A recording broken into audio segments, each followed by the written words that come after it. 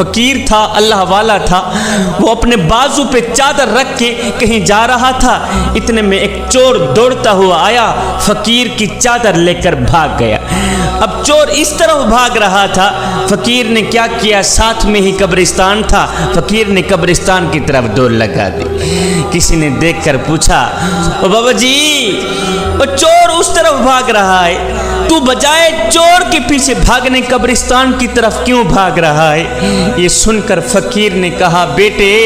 میں قبرستان کی طرف اس لیے بھاگ رہا ہوں کہ یہ چور جہاں مرضی ہے چلا جائے، آخر اس نے آنا تو قبر میں ہی ہے۔ بیٹا یہ جہاں مرضی ہے بھاگ جائے، جہاں مرضی ہے دوڑ جائے، آخر اس نے آنا تو قبر میں ہی ہے، اس کی آخری منزل تو قبر ہے، اس کا آخری گھر تو قبر ہی ہے نا، اس کا آخری ٹھکانہ تو قبر ہی ہے۔ نہ جسم تے ڈا نہ جان تے ڈی، اے ترکا رب رحمان دائے، اندے حکم بغیر تو بے وس ہی، اے فیصلہ پڑھ قرآن دائے، اور میرے جسم تے میری مرضی ہے، اے وہم گمان انسان دا ہے، اور تیری روح شاکر مالک دی تیرے ڈھانچہ قبرستان دائے۔ بیٹا یہ جہاں مرضی ہے چلا جائے، اس کا آخری ٹھکانہ تو قبر ہی۔ جب یہ اپنے گھر میں آئے گا، اب دن کے اجالے ہیں، دن کی روشنی ہے، جہاں مرضی ہے دوڑ جائے، اس کا آخری ٹھکانہ تو قبر ہی ہے نا، آخری گھر تو قبر ہی۔ جب شام ہوگی یہ اپنے گھر کی طرف آئے گا، جب گھر آئے گا تو میں اسے پکڑ لوں گا۔ انسان ساری زندگی یہی سوچتا رہتا ہے کہ لوگ کیا کہیں گے، لوگ کیا کہیں گے، میاں لوگ کیا کہیں گے۔ صاحب لوگ آخر میں بس یہی کہتے ہیں کہ انا للہ و انا الیہ راجعون۔ حضرت سیدنا عثمان غنی رضی اللہ تعالی عنہ، آپ جب بھی قبرستان میں جاتے تو اتنا روتے اتنا روتے اتنا روتے، خون کی آنسو رہا کرتے تھے۔ ایک دن کسی نے پوچھ لیا، حضرت آپ امیر المومنین ہیں، آپ جب بھی قبرستان میں آتے ہیں تو اتنا روتے ہیں اتنا روتے ہیں، آنکھیں چھم چھم برستی ہیں، کیوں؟ تو حضرت سیدنا عثمان غنی رضی اللہ تعالی عنہ نے فرمایا، بھائیو جب میں قبرستان میں آتا ہوں، جب قبرستان کی دہلیز پر میں قدم رکھتا ہوں تو میرے آقا کا وہ فرمان یاد آ جاتا ہے کہ میرے آقا نے فرمایا تھا، عثمان قبر آخرت کی منزلوں میں سے پہلی منزل ہے، آخرت کی منزلوں میں سے پہلی منزل ہے، اگر یہاں نجات مل گئی تو بعد کے سارے مراحل آسان ہو جائیں گے، اگر یہاں نجات نہ ملی تو بعد کے سارے مراحل دشوار ہو جائیں گے۔ میرے عثمان قبر آخرت کی منزلوں میں سے پہلی منزل ہے۔ جوانوں جب بھی قبرستان میں گیا کرو تو رویا کرو، فکر کیا کرو اپنی آخرت کی، قبر کی فکر کیا کرو۔ قبر دن میں پتہ نہیں کتنی بار آوازیں دیتی ہیں، اے حضرت انسان میں اندھیری کوٹھنی ہوں، روشنی لے کے آنا، میرے اندر سانپ ہیں، بچھو ہیں، میرے اندر کیڑے ہیں، مکوڑے ہیں، عذاب ہی عذاب ہے، نیک اعمال لے کے آنا، اللہ اکبر، اچھے اعمال لے کے آنا۔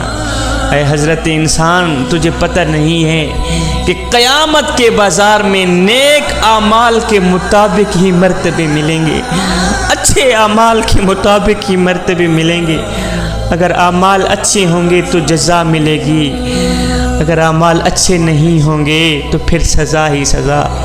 پھر شرمندگی ہی شرمندگی۔ اے بندے آ جا اس کریم رب کی دہلیز پر، آ جا اس کریم رب کی چوکھٹ پر جو ایک ماں سے نہیں 70 ماؤں سے بھی زیادہ محبت کرنے والا ہے۔ اللہ اکبر، اس کی ذات تو آوازیں دے رہی ہیں، اور میرے کریم نبی کی امتی میری رحمت تو بنی ہی تیرے لیے، ایک بار تو میری چوکھٹ پہ آ کر تو دیکھ،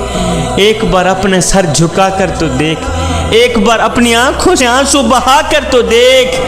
بخشش کی حد نہ کر دوں مجھے رب العالمین بھی نہ کہنا، بخشش کی انتہا نہ کر دوں مجھے رب العالمین بھی نہ کہنا۔ بچہ دنیا میں صرف ایک ہی ہنر لے کر آتا ہے، وہ ہے رونا۔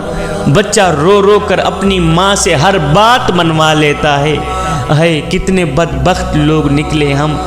کتنے بد نصیب لوگ نکلے ہم کہ ہم رو رو کر اس اپنے رب سے اپنے گناہوں کی بخشش بھی نہ کروا سکے جو ایک ماں سے نہیں 70 ماؤں سے بھی زیادہ محبت کرنے والا ہے۔ اے حضرت انسان، تیرے اندر یہ جو میں ہے نا، میں اسے نکال دے، اسے ختم کر دے۔ اس میں کو مار دو نہیں تو یہ تمہیں مار دے گی۔ تم لوگوں نے اپنے اندر یہ جو شیطان بٹھا رکھا ہے نا، اس شیطان کو نکال دو، اس شیطان کو گرفتار کر لو نہیں تو یہ تمہیں گرفتار کر لے گا، اس شیطان کو مار دو نہیں تو یہ تمہیں مار دے گا۔ اقبال نے کیا خوب لکھا تھا کہ ایسا نہیں کہ نفس کا شیطان مر گیا، شیطان تو ہے زندہ، انسان مر گیا،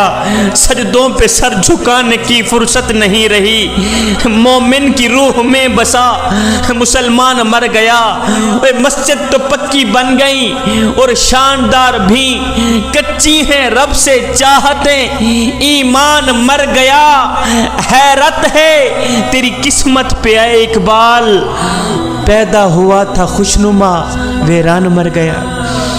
اے حضرت انسان تو کمزور پیدا ہوا تھا، تھوڑی سی طاقت ہی تجھے کیا ملی، تو اپنی اوقات بھول گیا، اور تجھے پتہ نہیں ہے کہ جب تو اس دنیا میں آیا تھا تو لوگوں نے ہی تیرے ننگے وجود کو ڈھانپا تھا، اور جب تو دنیا سے گیا تھا مرا تھا تو لوگوں نے ہی تیرے ننگے وجود کو ڈھانپ کر تجھے رخصت کیا تھا، تو غرور کس بات کا کرتا ہے؟ ایک فقیر تھا، اللہ والا تھا، متقی پرہیزگار تھا، اس نے کسی جنازے میں شرکت کی، جنازہ پڑھنے کے بعد میت کو دفنایا، میت کو دفنانے کے بعد ساتھ میں ایک نوجوان کھڑا تھا۔ اس اللہ والے نے اس نوجوان کو کہا، اے نوجوان تیرا کیا خیال ہے، اگر یہی مرنے والا شخص جس کو ہم نے ابھی دفنایا ہے، دفن کیا ہے، اگر یہ دوبارہ دنیا میں آ بھی جائے تو اب یہ کیا کرنا پسند کرے گا؟ جس کو ہم نے ابھی دفنایا ہے نا، اگر یہ دوبارہ دنیا میں آ بھی جائے تو اب یہ کیا کرنا پسند کرے گا؟ تو اس نوجوان نے کہا، بابا جی اگر یہ دوبارہ دنیا میں آ بھی جائے تو اب یہ توبہ کرنا پسند کرے گا، اب یہ قرآن پڑھنا پسند کرے گا، اب یہ استغفار کرنا پسند کرے گا، اب یہ اللہ کو راضی کرنا پسند کرے گا۔ ہے یہ سن کر بابا جی رو پڑے، رو کر کہنے لگے، بیٹے مرنے والا تو یہ کام نہیں کر سکا، تم ضرور کر لینا،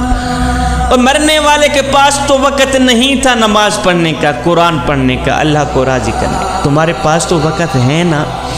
تم قرآن پڑھ لینا، تم اللہ کو راضی کر لینا۔ جوانو اللہ کو راضی کر لو نا، پکی توبہ کر کے اللہ کے ساتھ اپنا معاملہ درست کر لو، ابھی وقت ہے ہمارے پاس، ابھی آنکھیں کھلی ہیں، آنکھیں بند نہیں ہوئی۔ میرے حضور علیہ السلام نے فرمایا، میں اللہ کا حبیب ہوں، میں اللہ کا حبیب ہوں۔ پھر فرمایا، جو جوان جوانی میں توبہ کرتا ہے وہ بھی اللہ کا حبیب بن جاتا ہے۔ جوانو آؤ نا اللہ کے حبیب بن جاؤ، اللہ کے دوست بن جاؤ۔ جب تم اپنی ساری زندگی مالک کے نام کر دو گے تو پھر وہ ساری کائنات تمہارے نام کر